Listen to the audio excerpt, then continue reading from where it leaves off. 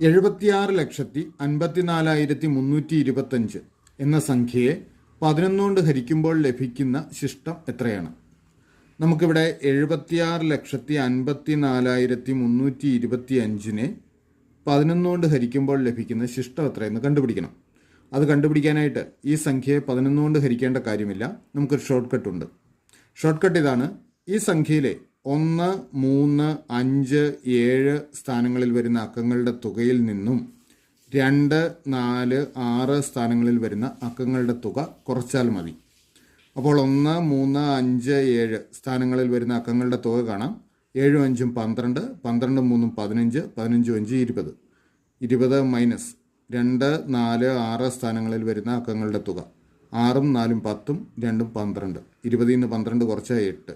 അപ്പോൾ ഈ സംഖ്യയെ 11 കൊണ്ട് ഹരിച്ചാൽ കിട്ടുന്ന ശിഷ്ടം 8 ആയിരിക്കും. ശരിയുത്തരം ഓപ്ഷൻ സി.